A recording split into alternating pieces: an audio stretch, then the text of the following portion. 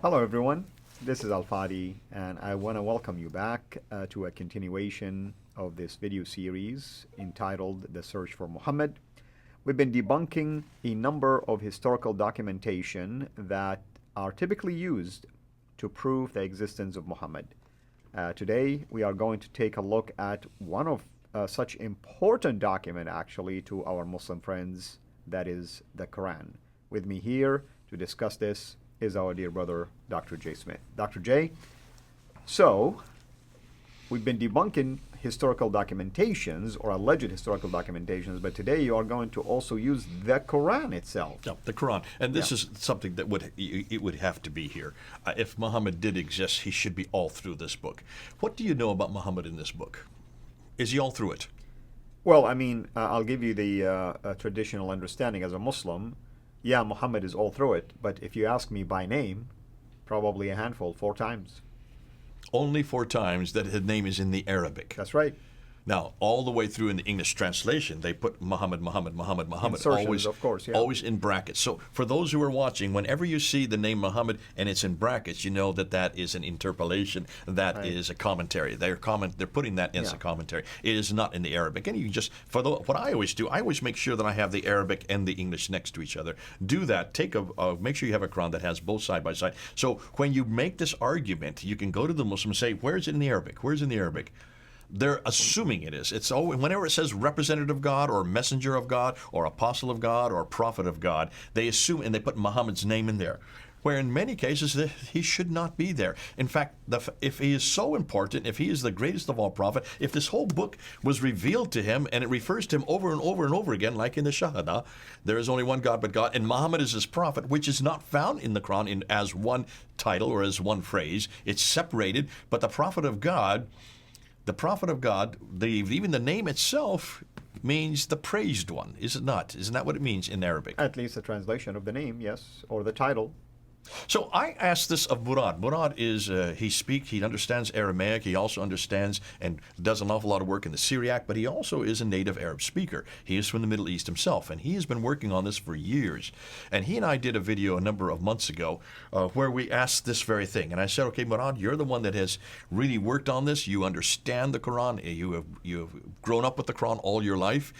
You know where these 4 references are. Let's look at the slide. Let's put the slide up there, and you can see the references there on the slide. There is Murad, a researcher from the Middle East and a native Arab speaker. And he says, Jay, do you really think that is Muhammad there? I mean, the Muhammad the man, when it refers to those 4 instances. Because there's only 4 instances. Now, stop and think. If this book is all about this God and this man, why is it we have 99 references to Isa in the Quran and only 4 references to Muhammad? What does that suggest to you? Well, I mean, it's kind of peculiar, really, when you find Jesus, Moses, Abraham mentioned far more than the Prophet of Islam, who's supposedly the final messenger, the seal of the prophets, and so on and so forth. And so there's something really peculiar about this. There's something odd about this. Right. If he is the one that is part of the Shahada, if he is there alongside Allah as the statement of faith that all Muslims must use whenever they are going into battle, whenever they are going and actually giving their life to, if they convert, if this is the case and he's right there with God all the time, then why is it there's only 4 references to him in the Quran? Right. It shows that he's not, either he's second class or maybe that's not even him.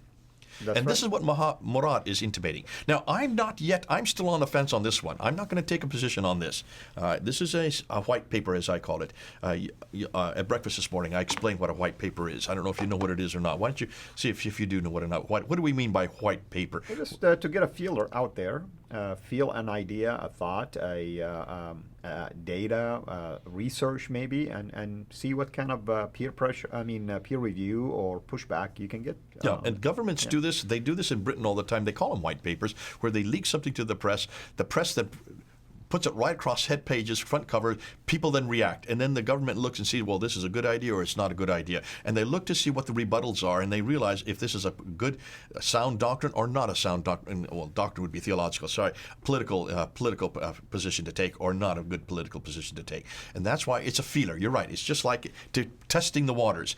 In some ways, this is what I'm going to do. This is a testing the waters. So we're putting it out there. But Muslims are claiming, this proves that Muhammad had to be there in the 7th century because this was written in the 7th century. We're not going to get into manuscript evidence. We're not going to do that at this point. Otherwise, we could throw that out of the water just to throw that out of the water to show that there are not any manuscripts that early anyways. The manuscripts don't really begin to appear until the 8th century, about 705 and later, except for the lowercase of your Sana manuscript. But let's go and talk about these four. So let's look at them. Let's put the slide back up there.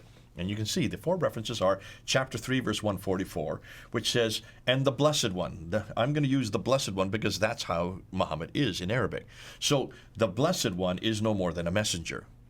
All right, what Blessed One? Who is it referring to? This could be Jesus, actually.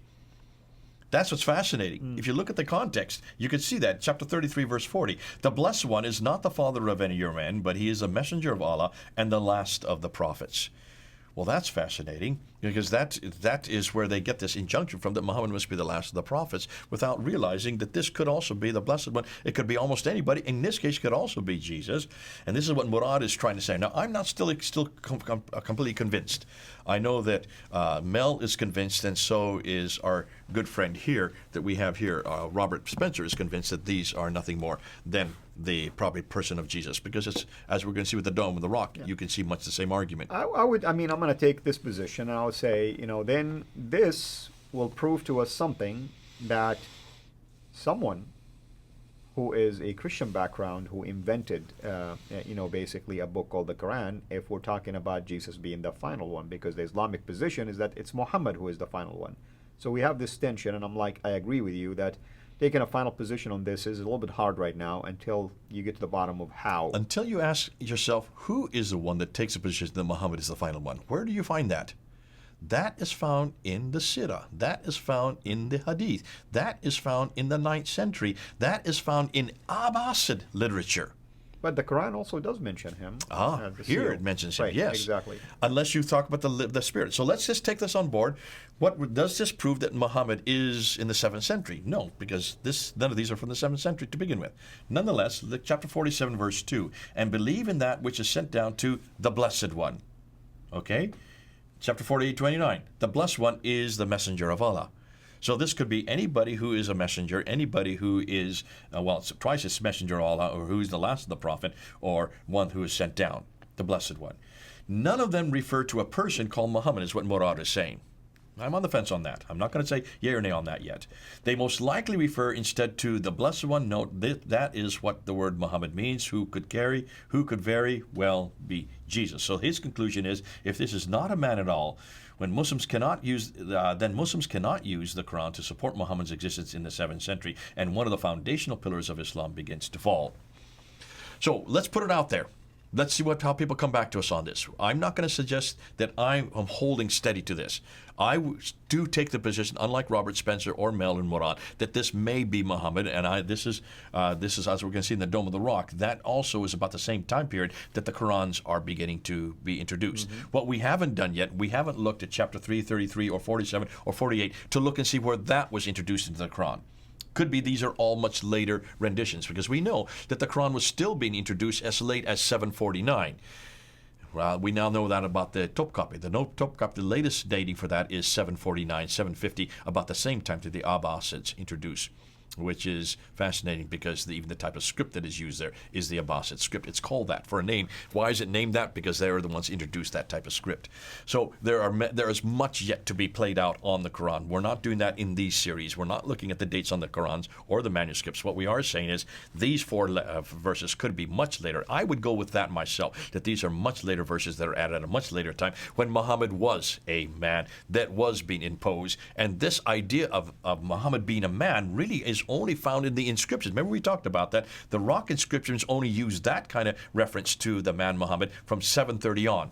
That's the 8th century, mm-hmm. and that's a good 100 years after Muhammad's death. So what we're saying here is if we rely on these four verses in the Quran, there's a lot of question marks. Huge question marks, especially when you realize that these four verses are probably introduced after 730. Either the verse or the name itself. The name itself, actually, we're going to find is earlier. in the next episode. What I'm saying, the name inserted into these passages at a later time to apply to a person versus a description. No, of I'm going to Christ. say that is wrong because we're going to see in the next episode the Dome of the Rock. That's my view, and I'm going to stand to it.